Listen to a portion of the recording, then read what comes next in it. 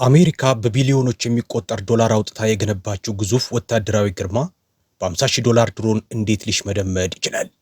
አብዛኛው ዓለም የጦር መሳሪያዎችን ብዛትና ጥራት ሲቆጥር፣ ፕሮፌሰር ጂያንግ ግን እውነተኛው ጦርነት የሚካሄደው በኪስ ቦርሳና በውሃ ቧንቧዎች ውስጥ መሆኑን ያስገነዝቡናል።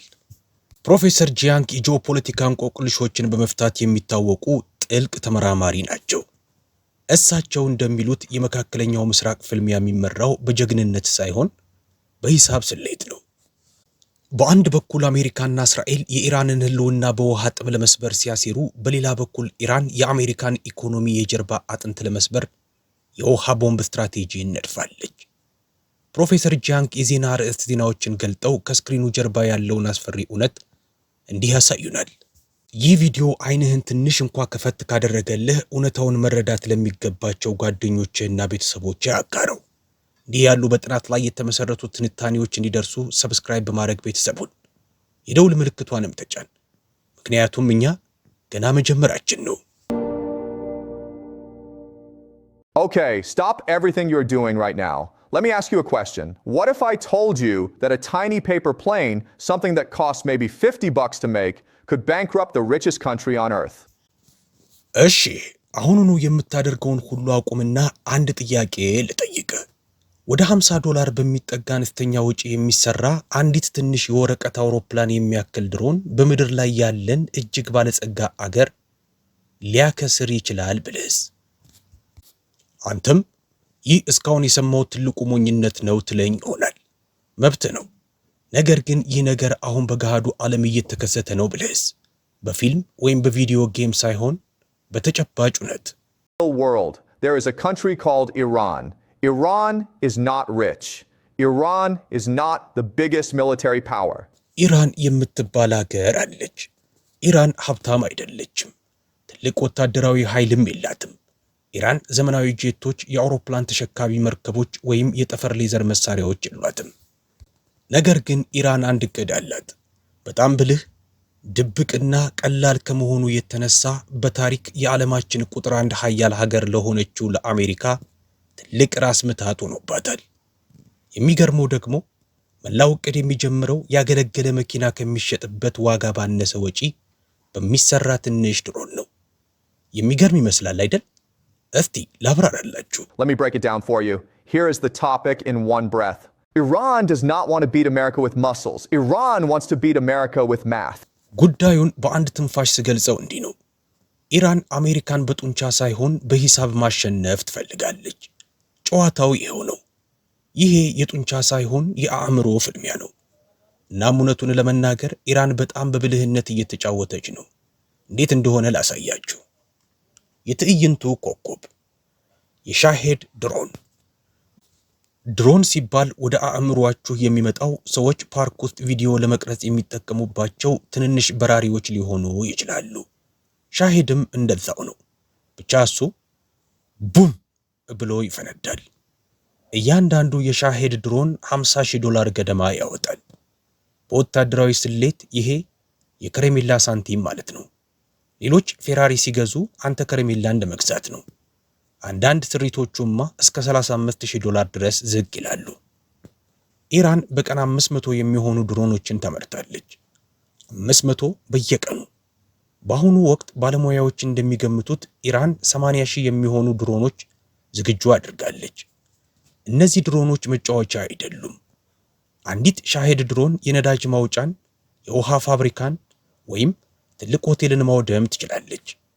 በጣም ትናንሽ ስለሆኑ በተራ የጭነት መኪና ላይ ብዙዎችን ጭኖ በማንኛውም ቦታ መደበቅና ማስወንጨፍ ይቻላል። እንግዲህ ኢራን ርካሽ፣ ለመስራት ቀላልና በቀላሉ ሊደበቅ የሚችል በሺዎች የሚቆጠሩ ጊዜያት ደጋግማ ልትጠቀምበት የምትችለው መሳሪያ አላት። ታዲያ አሜሪካ ይህንን እንዴት ትከላከላለች? And thousands of times. Now, how does America defend against this? America uses something called THAAD. That stands for Terminal High Altitude Area Defense. አሜሪካ ታድ የሚባል ነገር ትጠቀማለች። ትርጉሙም ተርሚናል ሃይ አልቲቲዩድ ኤሪያ ዲፌንስ ማለት ነው። ትልቅና የተራቀቀ ስም ነው አይደል? እንደ አንድ ግዙፍ ሮቦት ግብ ጠባቂ አድርጋችሁ አስቡት። በአንድ ቦታ ላይ ይቀመጣል። ሰማዩን ይከታተላል። እናም ወደሱ የሚመጣውን ማንኛውንም ነገር ለመተኮስ ይሞክራል። ይህ ደስ የሚል ይመስላል፣ ግን ችግሩ እዚህ ጋር ነው። እያንዳንዱ የታድ ሚሳኤል ዋጋው $1 ሚሊዮን ገደማ ነው። $1 ሚሊዮን። እስቲ በምስል አስቡት። የ$50,000 ድሮን ወደ እናንተ እየበረረች ትመጣለች። እናንተ ደግሞ የ$1 ሚሊዮን ሚሳኤል ትተኩሱባታላችሁ። ይህ ልክ ትንኝን ለመግደል በአልማዝ የተለበጠና ውድ ሰይፍ እንደመጠቀም ነው። ግን ቆዩ፣ ከዚህም የባሰ አለ። እነዚህ ሚሳኤሎች አንዳንዴ ይስታሉ። ስለዚህ በአንዲት ድሮን ላይ 2 ወይም 3 ሚሳኤሎችን መተኮስ ሊያስፈልጋችሁ ይችላል። ይህ ማለት አሜሪካ በ$50,000 የተሰራን የኢራን ድሮን ለማስቆም ከ2 እስከ $3 ሚሊዮን ልታወጣ ትችላለች ማለት ነው። ይህንን በልጆች ቋንቋ እንግለጸው። ጓደኛህ በውሃ የተሞላ ፊኛ ወረወረብህ እንበል። ያ ፊኛ ለእሱ 10 ሳንቲም ብቻ ነው የወጣበት። አንተ ደግሞ ፊኛውን ለመከላከል 500 ብር የሚያወጣ በወርቅ የተለበጠ ጋሻ ትጠቀማለህ።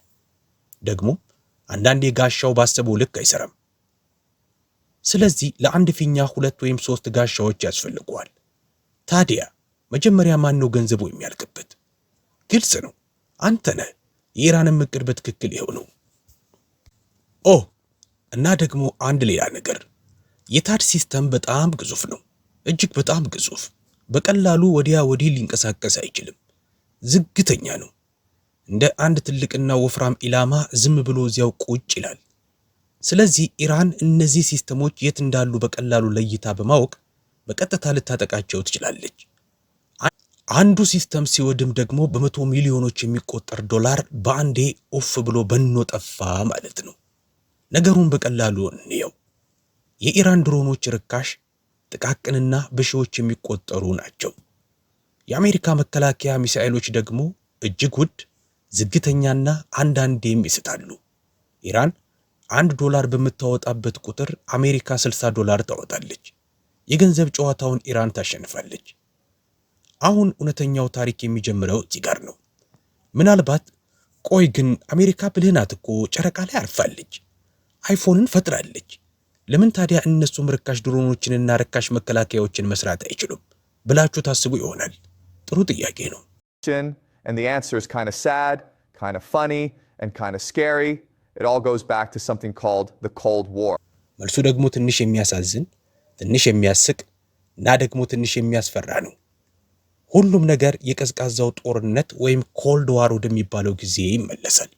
የቀዝቃዛው ጦርነት አሜሪካና ሩሲያ በመካከላቸው የትኩረት እሽቅድምድም ውስጥ የነበሩበት እንደ 50 ዓመት የፈጀ ረጅም ጊዜ ነበር። ሁለቱም የኒውክሌር መሳሪያዎች ነበሯቸው። መሳሪያዎቹ በጣም ኃይለኛ ከመሆናቸው የተነሳ መላዋን ፕላኔት ሊያጠፉ የሚችሉ ነበሩ። ስለዚህ እርስ በእርሳቸው በትክክል ሊዋጉ አይችሉም ነበር። ምክንያቱም አንደኛው ወገን እውነተኛ ጦርነት ቢጀምር ሁለቱም ወገኖች የኒውክሌር ቦምቦችን ይጠቀማሉ። ሁሉም ሰውም ያልቃል። ጨዋታው ያበቃል። አሸናፊ የለም። ታዲያ በጦርነቱ ፋንታ ምን አደረጉ? ጡንቻዎቻቸውን አሳዩ፣ ተፎካከሩ። የኔን ግዙፍ የጦር መርከብ ተመልከት ይላል አንዱ። አዎ የኔን ግዙፍ የቦምብ ጣይ ጀት ተመልከት ይላል ሌላኛው። እንግዲያውስ የኔን እጅግ ውድ የሚሳኤል ሲስተም ተመልከት። ልክ ትምህርት ቤት ውስጥ ፈጽሞ የማይጣሉ ነገር ግን ሌላውን ሰው ለማስደንገጥ ትልቅና ውድ የምሳ መያዣ ይዘው እንደሚመጡ ሁለት ልጆች ማለት ነው። መሳሪያዎቹ የተሰሩት ጦርነትን ለማሸነፍ ሳይሆን ሌላኛውን ወገን ለማስፈራራትና ዋው ከዚህ ሰው ጋር ባልጣላ ይሻላል እንዲል ለማድረግ ነበረ። ያ ደግሞ ትልቅ መስራት፣ የሚያብረቀርቅ መስራት፣ ውድ መስራት የሚሉ አስተሳሰብ አሜሪካ ውስጥ ተቀረቀረ። የአሜሪካ የጦር መሳሪያ ዝግጅት መንገድም ሆነ። ነገር ግን ሌላም ምክንያት አለ። ይሄኛው ደግሞ አስከፊ ነው። Corruption. See, when the military buys a missile that costs $1 million, a lot of people in the middle. ሙስና። እዩት፣ ወታደሩ $1 ሚሊዮን የሚያወጣ ሚሳኤል ሲገዛ በመሃል ያሉ ብዙ ሰዎች የዚያን ገንዘብ ድርሻ ያገኛሉ። ሚሳኤሉን የሚሰሩ ኩባንያዎች፣ ስምምነቱን የሚያጸድቁ ፖለቲከኞች እና ውሉን የሚፈርሙ ጀነራሎች። ሚሳኤሉ $1,000 ብቻ ቢሆን ኖሮ ድርሻቸው በጣም አነስተኛ ይሆን ነበር። ነገር ግን $1 ሚሊዮን ሲሆን ድርሻቸው ግዙፍ ነው። ስለዚህ በስርዓቱ ውስጥ ያለው ማንም ሰው ርካሽ መሳሪያ እንዲኖር አይፈልግም። ርካሽ መሳሪያ ማለት ለእነሱ አነስተኛ ገንዘብ ማለት ነው። ይህ ልክ አንዱን ሳምቡሳ $500 እንደሚሸጥ የትምህርት ቤት ካፌ ባለቤት ነው። አዎ ነገሩ የማይመስልና አስቂኝ ነው። ነገር ግን እሱ ከፍተኛ ትርፍ ያገኛል። ታዲያ ለምን $10 ለመሸጥ ይስማማል? አይስማማም። $10ና ሳምቡሳ በጣም ጥሩ ቢሆን እንኳ አይቀይረውም። አሜሪካም ርካሽ ፈጣንና ቀላል ነገሮች በሚያሸንፉበት ዓለም ውስጥ በውድ በዝግተኛና በሚያብረቀርቁ መሳሪያዎች የታሰረችው ለዚህ ነው። ነገሩን በቀላሉ እንየው። አሜሪካ መሳሪያዎቹን የሰራችው በቀዝቃዛው ጦርነት ወቅት ለማስፈራራት እንጂ ርካሽ የድሮን ጦርነት ለመዋጋት አልነበረም። ደግሞም ተደማጭነት ያላቸው ሰዎች ከውድ መሳሪያዎች ገንዘብ ያገኛሉ። ስለዚህ ማንም ስርዓቱን መቀየር አይፈልግም። ይህ ለራሳቸው የሰሩት ወጥመድ ነው።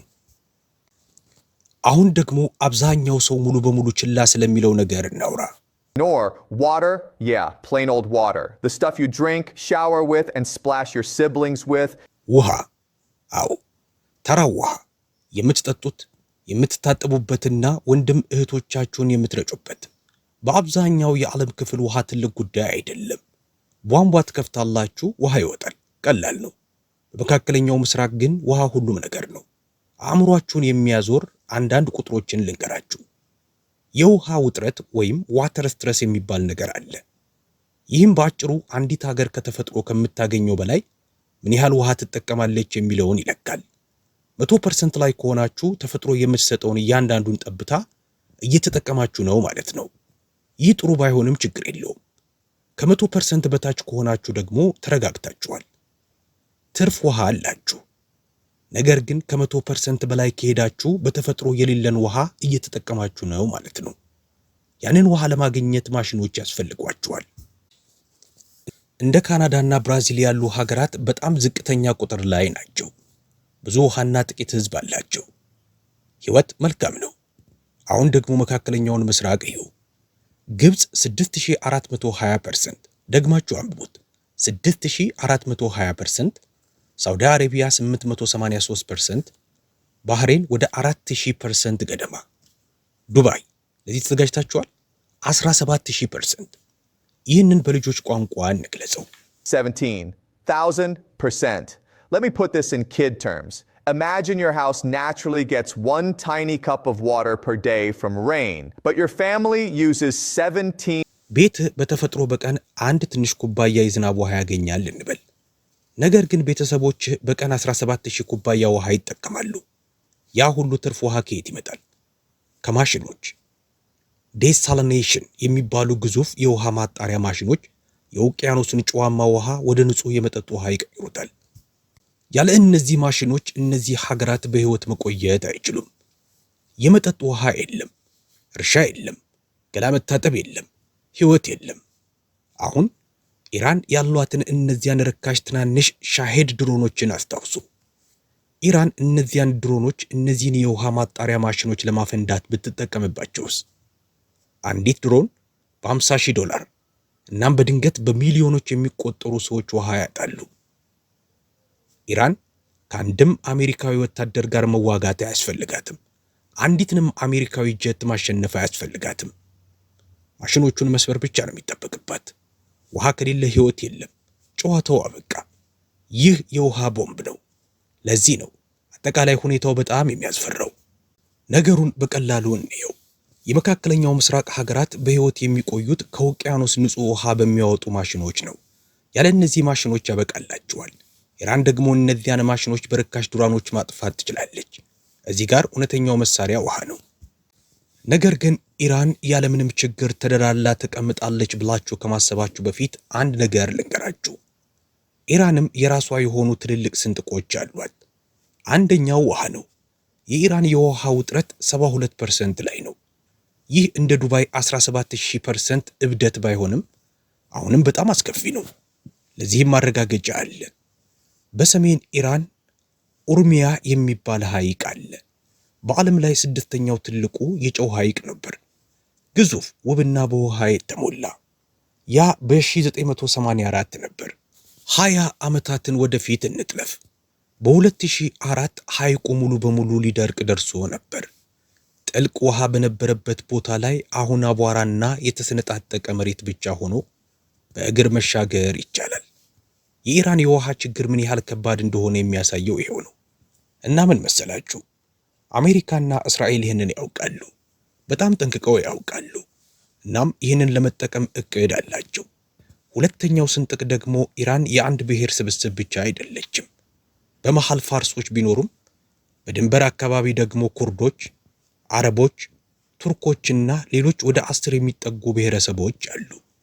እነዚህ ቡድኖች አንዳንዴ ከኢራን ይልቅ ለጎረቤት ሀገራት የቀረቡ እንደሆኑ ይሰማቸዋል። 11 የተለያዩ ቤተሰቦች የሚኖሩበትን አንድ ትልቅ ቤት አስቡት። አንዳንዶቹ ቤተሰቦች በቤቱ ውስጥ ካሉት ይልቅ የጎረቤት ሰዎችን ይወዳሉ። አሁን ደግሞ አንድ ሰው የቤቱን የውሃ መስመር ቢቆርጠው ምን የሚፈጠር ይመስላችኋል? ትርምስ ይፈጠራል። ሁሉም ከሁሉም ጋር ይጣላል። የአሜሪካና የእስራኤል እቅድም በትክክል ይኸው ነው። ደረጃ 1 የኢራንን ውሃ ማድረቅ፣ የውሃ ምንጮቻቸውን ማጥቃት። ደረጃ 2 የተለያዩ ብሔረሰቦችን እርስ በርስ ማጋጨት። ደረጃ 3 ኢራንን ወደ ትናንሽ ቁርጥራጮች በመከፋፈል ለዘላለም በውሃ ምክንያት እርስ በርስ እንዲጣሉ ማድረግ። የተባበረች ኢራን ያከትምላታል፣ ስጋትም አይኖርም። በቀላሉ ትናንሽ ቡድኖች እርስ በርሳቸው በመባላት ስለሚጠመዱ ለማንም ጥፋት ለማድረስ ፋታ አይኖራቸውም። ይህ ጨለማ ዕቅድ ነው፣ በጣም ጨለማ ዕቅድ። ለዚህ ነው ማንም በይፋ ስለዚህ ነገር የማይናገረው። ምክንያቱም በግልጽ ቢነገር ኖሮ ሰዎች ለምን ኢራን መላው ስልጣኔዋ እንዲወድም ምን አደረገች ብለው ይጠይቃሉ። ነገር ግን በዝምታ በዝግ በሮች በስተጀርባ ያለው ስትራቴጂ ይሄው ነው። ነገሩን በቀላሉ እንየው። የአሜሪካና የእስራኤል ዕቅድ ቀላል ግን ጨካኝ ነው። ውሃቸውን ማድረቅ፣ ህዝባቸውን መከፋፈልና ለዘላለም እርስ በርሳቸው እንዲጣሉ መተው። ከፋፍለህ አጥፋ። እንግዲህ አሁን የአሜሪካን ዕቅድ አውቃቸዋል። ነገር ግን ኢራን እንዲሁ ለመጥፋት ቁጭ ብላ አትጠብቅም። ኢራን ደፋር የሆነ የመልስ ምት አላት። ላብራራላችሁ። Let me explain. In the Muslim world, there are two main groups, Sunni and Shia. Think of it like two fan clubs that follow the same sport. በሙስሊሙ ዓለም ውስጥ ሁለት ዋና ዋና ቡድኖች አሉ፣ ሱኒና ሺአ። ልክ አንድን ስፖርት የሚከታተሉ ግን የተለያዩ ቡድኖችን እንደሚደግፉ ሁለት ደጋፊዎች ማህበር አድርጋችሁ አስቡት። ሃይማኖቱ አንድ ነው፣ ወጉና መሪዎቹ ግን ይለያያሉ። በዓለም ላይ ካሉ ሙስሊሞች 90% ገደማ የሚሆኑት ሱኒ ናቸው። ይህም በግምት 2 ቢሊዮን ህዝብ ነው። የሺአ ሙስሊሞች ደግሞ አነስተኛው ቡድን ናቸው። ኢራንም አብዛኛው ህዝቧ ሺአ ከሆኑ ጥቂት የዓለም ሀገራት አንዷ ናት። ነገር ግን ነገሩ እንዲህ ነው። የሺአ ህዝቦች የሚኖሩት ኢራን ውስጥ ብቻ አይደለም፣ በመላው ዓለም ውስጥ ተሰራጭተዋል።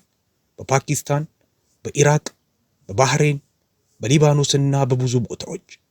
የኢራን የመጀመሪያ እርምጃ በየቦታው ያሉ የሺአ ህዝቦችን በአሜሪካ ላይ ማስተባበር፣ ዓለም አቀፋዊ አመጽ መፍጠር፣ በየሀገሩ ያሉ የሺአ ማህበረሰቦች ተነስተው የአሜሪካን ተጽዕኖ እንዲቃወሙ ማድረግ። እና ምን መሰላችሁ? ይሄ አሁን እየሆነ ነው። የሺአ ቡድኖች በፓኪስታን የሚገኘውን የአሜሪካ ኤምባሲ ወረዋል። በኢራቅ የአሜሪካ ኤምባሲዎችን አጥቅተዋል። በበርካታ ሀገራት ተቃውሞዎችና ግጭቶች አሉ። ይህ የወደፊት ዕቅድ አይደለም፣ አሁን እየተከናወነ ያለ ነገር ነው። ነገር ግን የኢራን ከዚህም በላይ የሆነው ትልቁ እርምጃ፣ ይህ እውነተኛው የቼዝ ጨዋታ ነው። አብዛኞቹ የሙስሊም ሀገራት የሱኒ ሀገራት የሚመሩት በአምባገነኖች፣ በነገስታት፣ በወታደራዊ መሪዎችና በጉልበተኞች ነው። አብዛኞቹ እነዚህ አምባገነኖች በስልጣን ላይ የሚቆዩት ደግሞ አሜሪካ ስለምትደግፋቸው ነው። አሜሪካ መሳሪያ፣ ገንዘብና ጥበቃ ትሰጣቸዋለች። በምላሹ ደግሞ እነዚህ መሪዎች አሜሪካ የፈለገችውን ሁሉ ያደርጋሉ። ነገር ግን በእነዚህ ሀገራት ያሉ ህዝቦች መንግስቶቻቸውን ይጠላሉ። ተጨቁነናል፣ ተዘንግተናል፣ ተበድለናል የሚል ስሜት አላቸው። የኢራን ዕቅድ ያንን ቁጣ ማስተንፈስ፣ ህዝቡ ተነስቶ በአሜሪካ የሚደግፉ አምባገነኖችን እንዲገለብጥ መርዳት ነው። ትቢያው ሲረጋ ደግሞ ኢራን የሺዓው ዓለም ብቻ ሳይሆን የመላው ሙስሊም ዓለም መሪ ትሆናለች። ይህ ህልም ስም አለው፣ ፓክስ ኢስላሚካ ይባላል። ልክ ሙስሊሙ ዓለም በአንድ ራዕይ ስር ተባብሮ ከአሜሪካ ቁጥጥር ነፃ የሚሆንበት የእስልምና ወርቃማ ዘመን እንደማለት ነው። ይህ ከተካሄደ አሜሪካ በመካከለኛው ምስራቅ ላይ ያላትን ቁጥጥር ለዘላለም ታጣለች። ነገሩን በቀላሉ እንየው። ኢራን በመላው ዓለም ያሉ ሙስሊሞችን ማስተባበር ትፈልጋለች። መጀመሪያ ሺዓዎችን፣ ከዚያም ሁሉንም በአሜሪካ የሚደገፉ አምባገነኖችን መጣል፣ የተባበረ የእስልምና ዓለም መፍጠር። ይህ ከተሳካ አሜሪካ መካከለኛውን ምስራቅ ለዘላለም ታጣለች። እሺ፣ አሁን ወደ ትልቁና ዋናው ዕቅድ ደረስን። እስካሁን የተነጋገርንባቸው ነገሮች ሁሉ፣ ድሮኖቹ፣ ውሃው፣ የሃይማኖት አመፁ፣ ሁሉንም ወደዚህ አንድ ግብ ይመራል። እርሱም ጂሲሲን ማጥፋት። This one goal, destroy the GCC. GCC stands for Gulf Cooperation Council. It is basically the club of rich Gulf countries. ጂሲሲ ማለት ገልፍ ኮኦፕሬሽን ካውንስል ወይም የባህረ ሰላጤው ሀገራት ትብብር ምክር ቤት ማለት ነው። ይህም በአጭሩ የባህረ ሰላጤው ባለጸጋ ሀገራት ክለብ ነው። ሳውዲ አረቢያ፣ የተባበሩት አረብ ኤሚሬትስ፣ ኩዌት፣ ባህሬን፣ ኳታርና ኦማን ናቸው። ታዲያ ጂሲሲ ለምን እንዲህ አስፈላጊ ሆነ? ምክንያቱም ጂሲሲ የአሜሪካን ኢኮኖሚ የሚያንቀሳቅሰው ሞተር ነው። አብዛኛው ሰው ግን ይህንን ጨርሶ አያውቅም። ነገሩ እንዴት እንደሚሰራ በጣም በቀላል መንገድ ላብራራላችሁ። ደረጃ 1፣ የጂሲሲ ሀገራት ለዓለም ዘይት ይሸጣሉ። የሚሸጡት ደግሞ በዩኤስ ዶላር እንጂ በዩሮ ወይም በየን አይደለም። ይህ ትልቅ ነገር ነው። ምክንያቱም ዘይት ለመግዛት በዓለም ላይ ያለ እያንዳንዱ ሰው የዩኤስ ዶላር ያስፈልገዋል ማለት ነው። ይህም ዶላሩ ጠንካራና ተፈላጊ ሆኖ እንዲቀጥል ያደርገዋል። ደረጃ 2፣ እነዚህ ሀገራት ሁሉንም የዩኤስ ዶላር ካገኙ በኋላ ምን ያደርጉታል? ኢንቨስት ያደርጉታል። የት? በአሜሪካ የገበያ ማዕከል ወይም ስቶክ ማርኬት ላይ። ይህ የገበያ ማዕከል እንደ አሜሪካ ትልቅ የቁጠባ ሳጥን ነው። እንደ አፕል፣ ጎግል፣ ኢንቪዲያ እና ማይክሮሶፍት ያሉ ኩባንያዎች ዋጋቸው የሚወሰነው እዚህ ነው። ሰዎች በእነዚህ ኩባንያዎች ላይ ገንዘብ ኢንቨስት ሲያደርጉ ኩባንያዎቹ ያድጋሉ፣ የቁጠባ ሳጥኑም ይሞላል፣ አሜሪካም ትበለጽጋለች።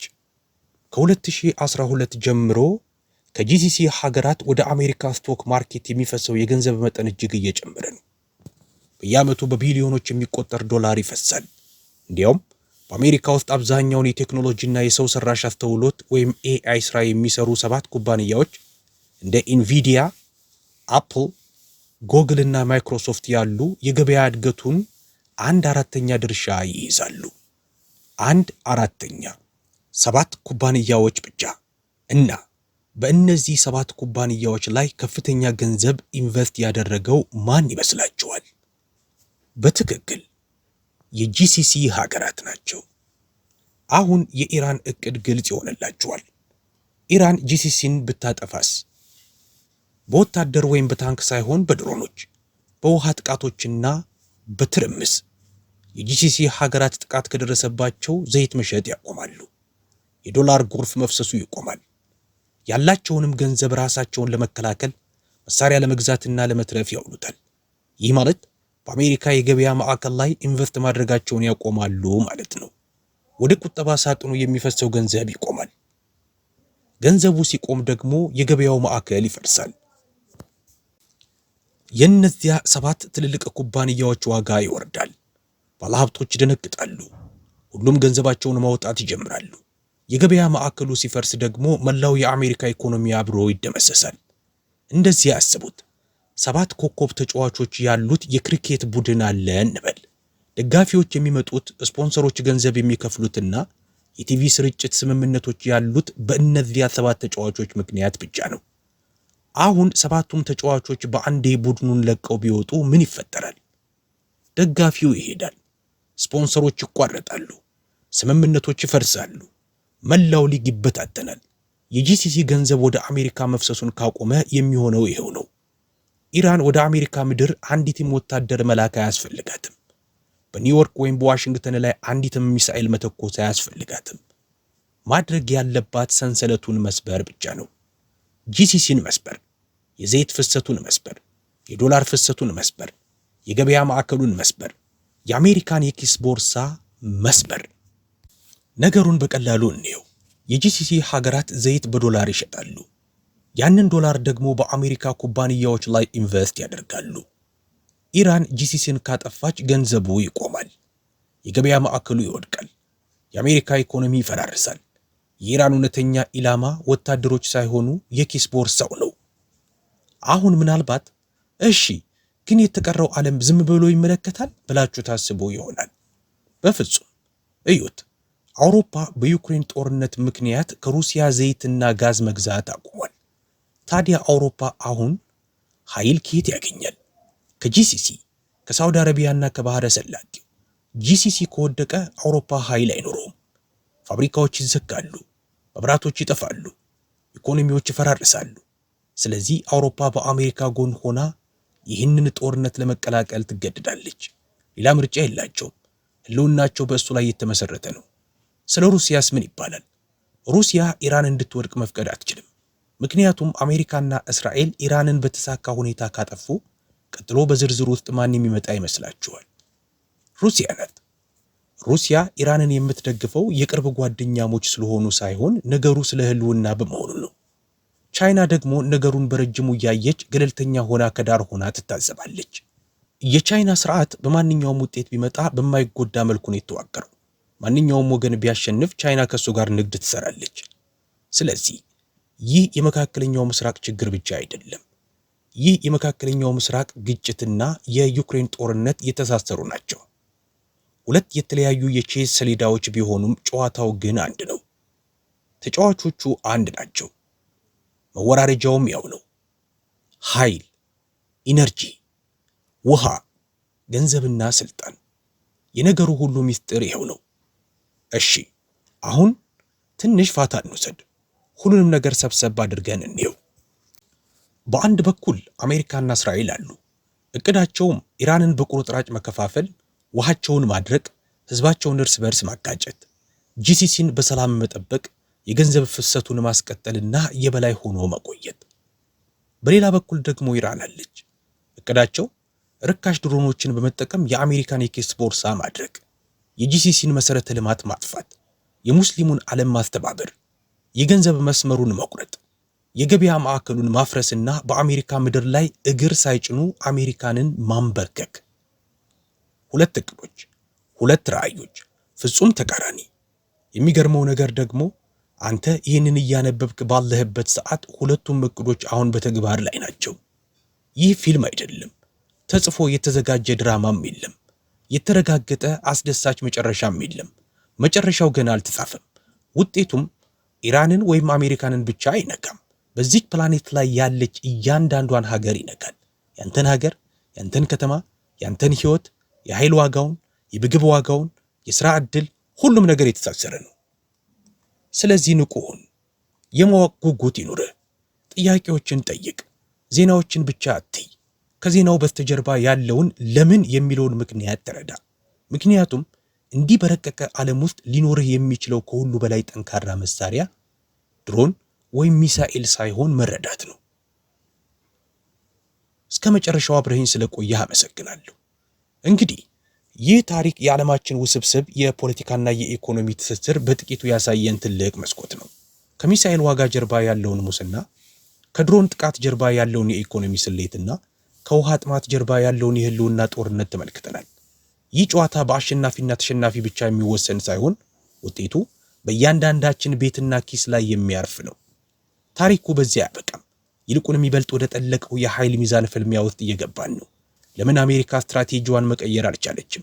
የኢራን የውስጥ ስንጥቆች ለጠላቶቿ ምን ዕድል ይሰጣሉ? የሚሉትን ጥያቄዎች ወደፊት በሰፊው እንፈትሻቸዋለን። ይህ ታሪክ ዓይንህን ትንሽ እንኳን ከፈት ካደረገልህ እውነታውን መረዳት ለሚገባቸው ጓደኞችህና ቤተሰቦችህ ያጋረው። በቀጣይ ክፍሎች ደግሞ የሚከተሉትን ነጥቦች በዝርዝር እንመረምራለን። አሜሪካ የታድ ውድቀትን ለመተካት እየሰራችባቸው ያሉ አዳዲስ የሌዘር ቴክኖሎጂዎች ውጤታማ ይሆናሉ? ቻይና በመካከለኛው ምስራቅ የምታደርገው ድምፅ አልባ የኢኮኖሚ ወረራ የጥንዶቹን የአሜሪካንና ኢራንን ፍልሚያ እንዴት ይለውጠዋል? ኢራን የውሃ ቦምብን ለመከላከል የምትጠቀምበት ምስጢራዊ ዕቅድ ምንድን ነው? እንግዲህ አብረህን ተጓዝ፣ ምክንያቱም ገና መጀመራችን ነው። ወደፊት የምንፈታቸው ብዙ ምስጢሮች አሉ። የዚህን እንቆቅልሽ እያንዳንዱን ክፍል በጥልቀት እንድንመረምር አስተያየትን ከታች ያስፍር። መወያየት የምትፈልገው የተለየ ነጥብ ካለ ንገረኝ። በሚቀጥለው ክፍል እስክንገናኝ ድረስ ንቁና ጠያቂ ሁን።